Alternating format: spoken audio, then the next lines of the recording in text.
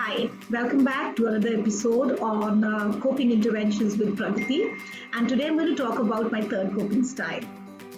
Well, what can I tell you today which could be just the perfect premise for our next coping style? Something like an event has no meaning in itself except the meaning you attach to it. Yes, simply explained, this implies that most of the things that happen to us in life have no great meaning to them. It's when we create stories and attach to them that we create an emotion around them. So if our story is good, happy, or upbeat, or bad, that's the kind of emotion we create for ourselves. Isn't it time to create better stories if we are the ones who are ensuring that neutral events mean so much to us? And if neutral events can actually create stress for us, it's time that we pay attention to the stories that we are making. I also want you to pay attention to those individuals in our life, and I'm pretty sure we have at least one in our life like that, who has more positives going on in their life than negatives. Somebody who's so beat about life in general. Even in uncertain times, these are the people who feel that their future is fully sorted. What's wrong with them? Yes, instead of asking what's wrong with them, we should be asking what's right with them. And that brings me to my next coping style, optimism. These are the people who are making optimistic, brighter stories for what is happening to them in life. These are also the people who are so upbeat that despite the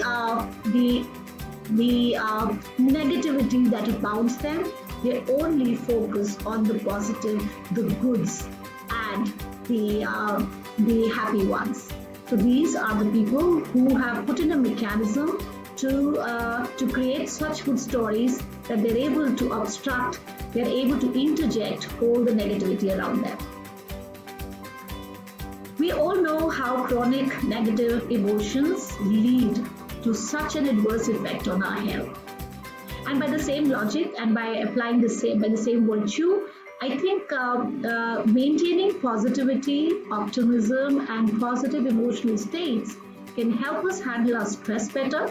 It can also be one reason how we can be staying away from distress, from depression, or any kind of psychological and emotional ill-being. Optimism, how to use it in daily life. I know that's what is on your mind now, so allow me to explain it in two ways.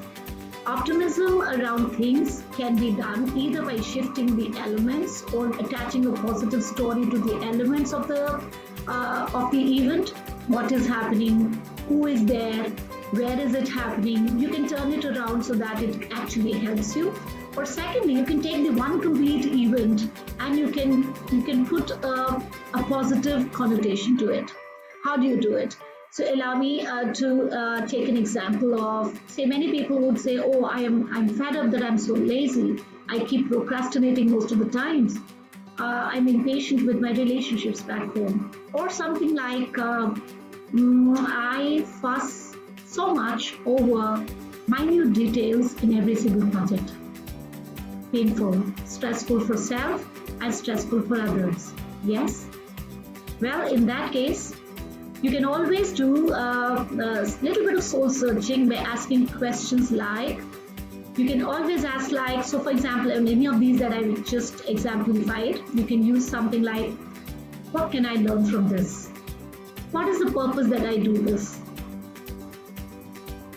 Or you can even ask questions like, how can I feel good about it? How can I displace this, or how can I interject this with better stories?